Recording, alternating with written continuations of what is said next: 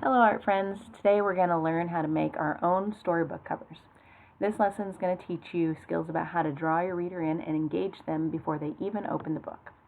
Since the cover of the book is the first thing that a reader sees, it's really important that you catch the reader's eye and spark their interest. Here's some things that you should include when you're making your cover. The two most important elements are the book's title and the name of the author. You should also use graphics or pictures on your cover to give the reader a sneak peek about key elements from the story.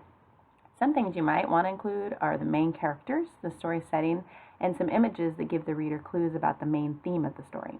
Now, you don't want to give the whole plot away, but you do want to give the reader a little visual teaser that will get them interested enough to open the book and read. For today's lesson, I'm going to use Alice in Wonderland as our example book cover. So you can see here that the artist wrote the title of the book in really large text. This is one way that the artist was able to focus the reader's eye to give them the most important piece of information on the cover, which is the title. Since it's a fairy tale, they chose a whimsical or fun style font. This helped to kind of set the creative tone for the story.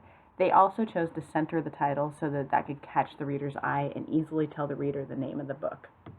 Down at the bottom, on this next slide, you'll see that it shows the author's name. This can be in large or small font, but it's a really important element to include. Authors work so hard to write their stories and share their ideas with the world, so it's really important that they get credit for this work that they created. But it's also helpful to readers because when readers are looking for more books by their favorite authors, they can just scan the book cover and find their favorite author's name really easily. Now for this next one, we're going to talk about the graphical elements or pictures used on the cover. You can see here that the artist selected 3 of the main characters to give the reader just a sample of some of the characters that are in the story. When you're drawing or selecting pictures of your characters, make sure that you're thinking about their roles and personalities so that you can capture that in your artwork. Here you can see Alice is placed in the middle of the cover. Since she's the main character of the story, she is in the middle of the page in order to help reinforce that she is the focus of the book. If we look over to the side, you'll see that there's the Cheshire Cat. Now, one of the things about the Cheshire Cat is he has that big old grin. In the story, his smile is often the first and the last thing that shows up when he appears or disappears. So the artist really made sure to emphasize that as one of his features for this character. At the top of the cover, you see the Queen of Hearts. Now, the artist really put her at the top of the page as a symbol. And the symbolism was to show how much power she has over the people of Wonderland. When you look closely, you can see that she has a super frowny face and that her hands are on her hips.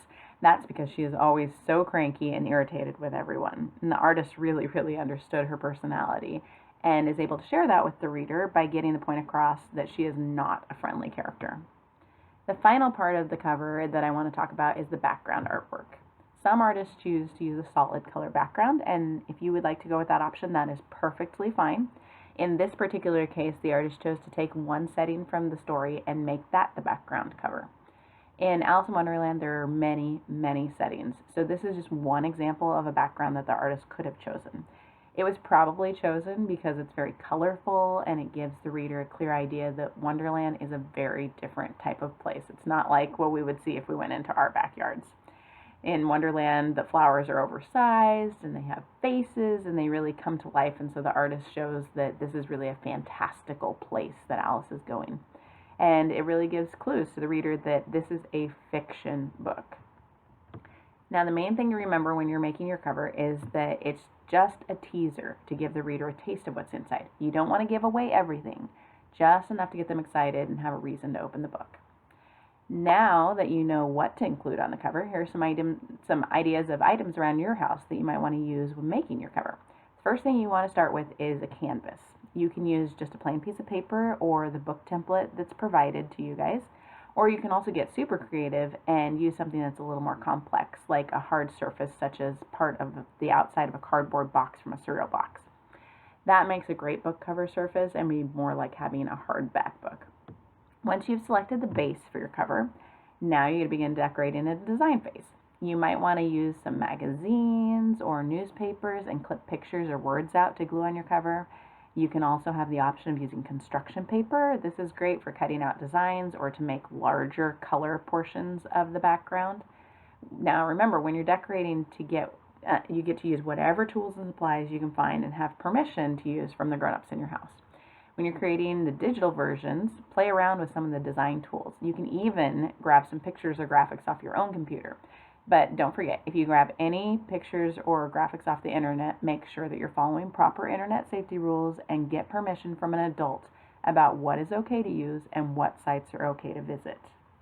With the hands-on or physical version, like if you're using the cardboard cutout style piece, you want to make sure that you use lots of color crayons, markers, colored pencils, or even if you have permission from a grown-up, you can use paint. The absolute most important part of this entire project is to have fun and to get really creative. So thank you for learning with me today, and I look forward to seeing your artwork.